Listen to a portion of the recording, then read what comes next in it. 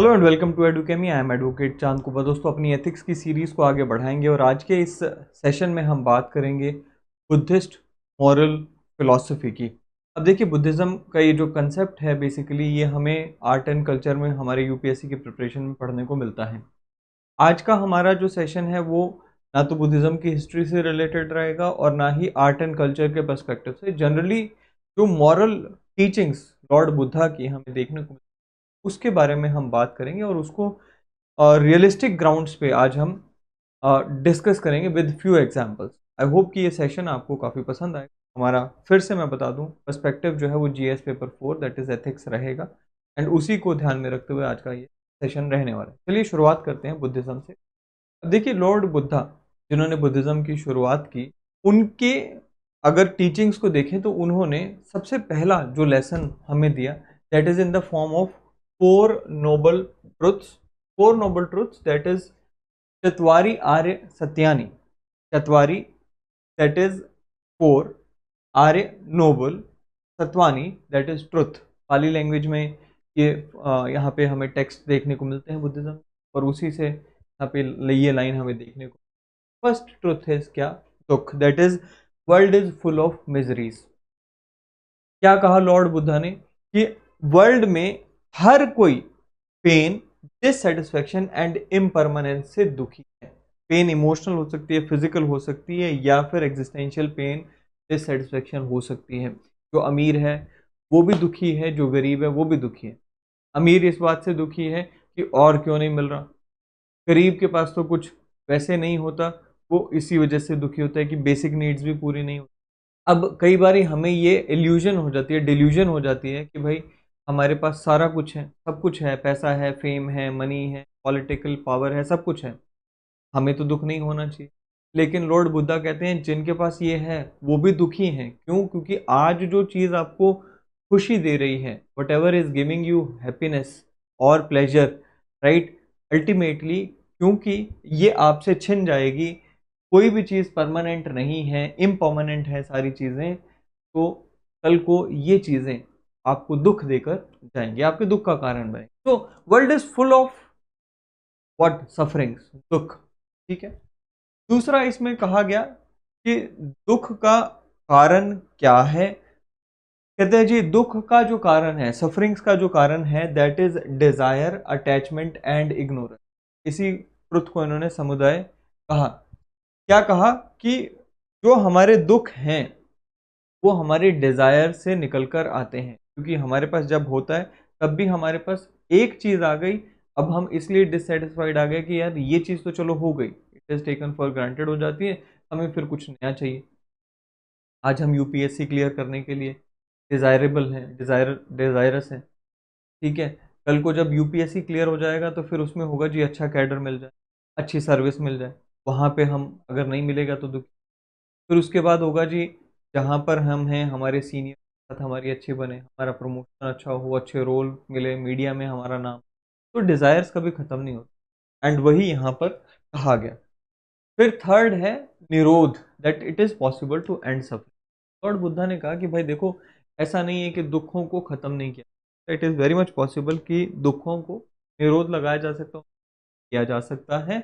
अब कैसे खत्म किया जा सकता है? तो उसके लिए भगवान बुद्ध ने eightfold path, noble eightfold path यानी कि मार्ग सुझा दिया।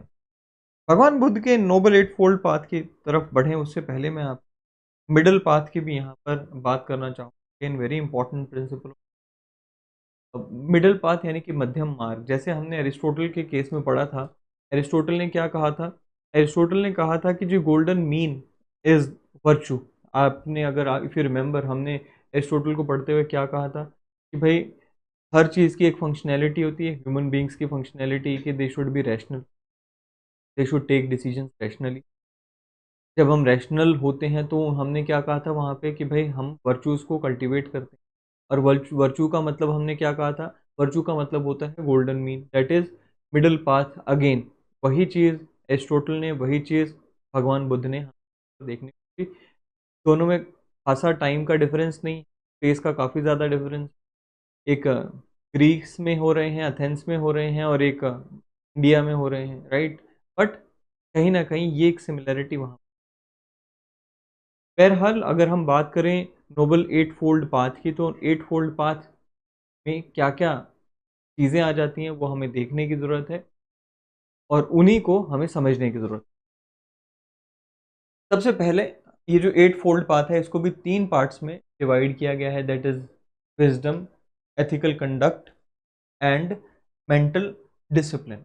विज़डम में right view and right intention बहुत ही ज़रूरी हो जाता है सारी चीज़ों को विद एग्जांपल।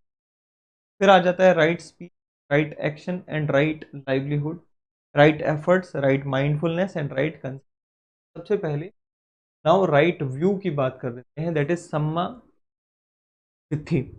पाली में सम्यक दृष्टि को सम्मा दिट्ठी लिखा हुआ है, हिंदी में वही सम्यक दृष्टि बन जाता है। अब सम्यक दृष्टि का मतलब क्या है? सम्यक दृष्टि का मतलब केवल इतना है कि जो 4 नोबल ट्रुथ हैं इनको रियलाइज करना, इनको समझना और हमारे जीवन में रिफ्लेक्ट करना कि वाकई में ये जो लाइफ है ये फुल ऑफ सफरिंग्स है और इसके पीछे डिजायर्स कारण है। सफरिंग्स को रोका जा सकता है, कैसे रोका जा सकता है? तो इसी चीज को कहा गया है राइट व्यू। राइट, आगे बढ़ते हैं। राइट व्यू के बाद राइट इंटेंशन, दैट इज सम्यक संकल्पा, दैट इज सम्यक संकल्प। हमारी जो इंटेंशन है, की जो भावना है वो सही होनी चाहिए। कोई भी आप काम कर रहे हो, इंटेंशन सही होनी चाहिए, वो यहाँ पर कहा गया है। अब देखिए, लॉ में भी इंटेंशन का बहुत बड़ा महत्व है। If you know, intention and action दोनों में अगर आप देखेंगे रिलेशन बहुत स्ट्रांग है। किसी ने किसी को मार दिया, अगर वो मारने की इंटेंशन के साथ ही मारा तो मर्डर हो जाता, उसकी सज़ा ज़्यादा है। लेकिन किसी ने किसी को मार दिया और मारने की इंटेंशन नहीं थी, तो क्या हो गया, वो एक लेसर ऑफेंस वहां पे बन जाता है। तो इंटेंशन राइट होनी चाहिए, वो यहाँ पर भगवान बुद्ध ने कहा। कहते जी right intention involves the commitment to ethical and mental self improvement. हमारी इंटेंशन ये होनी चाहिए that we are going to improve our self, our conduct should be ethical and that is what we should always think about. इसमें भी 3 तरह की intentions जो हैं उसका जिक्र लॉर्ड बुद्ध ने किया है। One is intention of renunciation, second is intention of non ill will or we can say intention of goodwill for others, and third is intention of non cruelty or kindness towards others। हमेशा त्यागने की intention या संकल्प होना चाहिए। हमारा ये संकल्प होना चाहिए कि हम केवल उतना लेंगे जो हमारे लिए रिक्वायर्ड है, बाकी हमें त्यागने के लिए रेडी रहना चाहिए। दूसरा क्या है, नॉन इल विल, दूसरों के लिए गुड विल होना मन में जरूरी है। और तीसरा क्या है, काइंडनेस होना चाहिए, we should not be cruel towards others. तो this is what intention is, right intention is. Right speech, सम्यक वाच, या जिसको हम हिंदी में भी वाच कह देते हैं, वाच होना।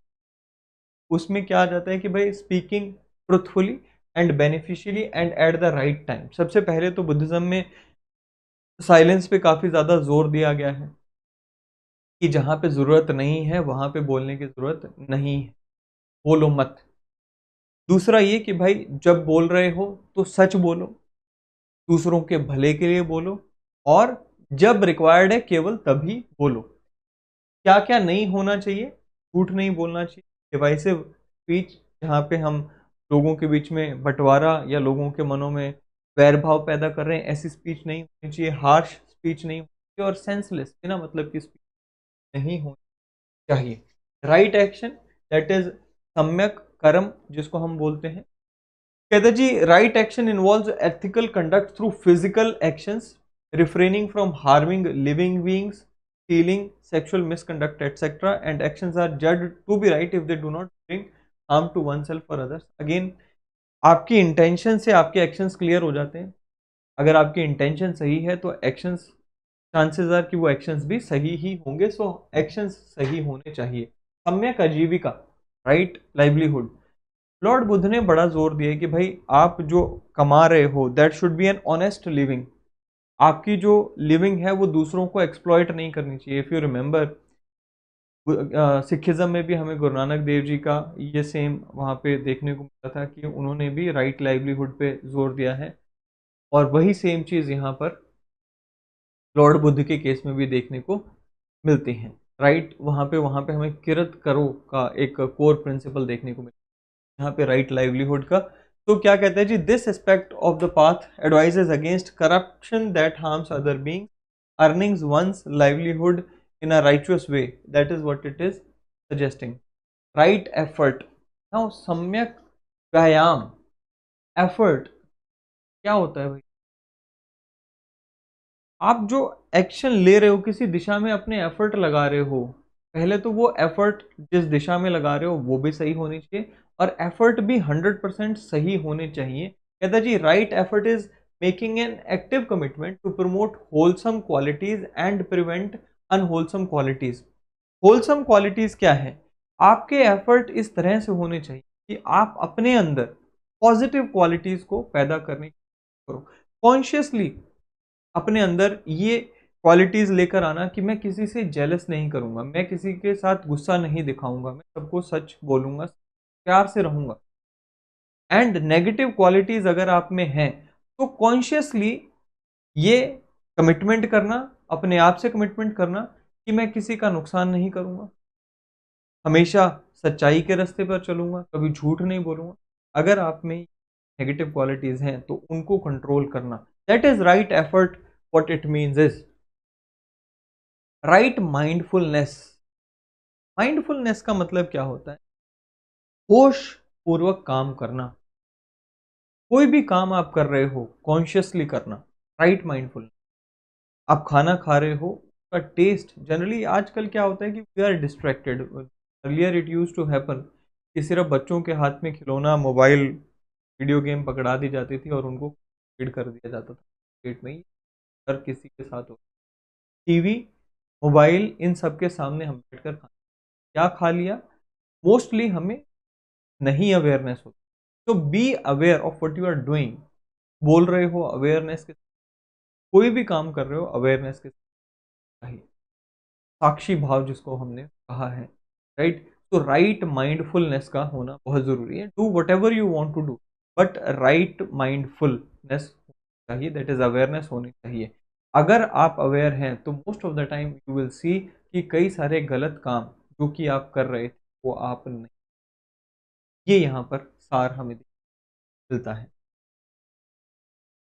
राइट कंसंट्रेशन, दैट इज समाधि, फोकस, सही दिशा में सही फोकस करना, मेडिटेशन करना, राइट कंसेप्ट कहा गया है। The final step of eightfold noble path involves development of concentration through meditation. The right concentration focused on jhana practice, a state of deep concentration, the mind is freed from distractions and is able to see things as they truly are. So basically function of meditation क्या है? That is to bring clarity, that is to give you clarity of mind and distractions को remove करना, right? Of course there is a spiritual element attached to it. When you meditate, you focus on a particular शब्द और name of God, and आपका concentration होता है, फिर उसके बाद आपको धुन सुनाई देती है और बहुत सारी चीज़ें। एंड मेडिटेशन में मतलब भी मेडिटेशन के अलग अलग जो सेक्ट हैं वहाँ पे अलग अलग देखने को मिलते हैं। कहते हैं जी कंसंट्रेट करना मेडिटेशन है, कहते हैं जी कंसंट्रेट करना ही नहीं, B free, B free of all thoughts, कुछ लोग उसको मेडिटेशन मानते हैं। बट देन यहाँ की अगर मैं बात करूँ, मेडिटेशन का मतलब क्या है? डीप फोकस और कंसंट्रेट, ठीक है। उससे क्या होगा? Mind will be free from distraction, there will be clear thought. So according to Buddha, this middle path, that is eightfold path, जिसको हम मार्ग भी हम describes the character of eightfold noble path that leads to liberation। तो ये था जी Buddhism से knowledge मिलती है regarding ethical conduct in society. और इसमें और भी बहुत सारी चीज़ें हैं जो कि आप आर्ट एंड कल्चर में पढ़ेंगे, तो वहाँ से आप इसमें ऐड ऑन कर सकते हैं। तो this is not what I claim to be a comprehensive thing कि आपने यहाँ पे कर लिया तो बुद्ध आर्ट एंड कल्चर से आपको एथिक्स में वहाँ से भी कुछ। बट आई डोंट वांट कि भाई सारा का सारा बुद्धिज़्म हम यहाँ पे कवर कर लें फिर आर्ट एंड कल्चर कैसे वहाँ पे, ठीक है। तो आज के सेशन में, अगले सेशन में फिर मिलेंगे।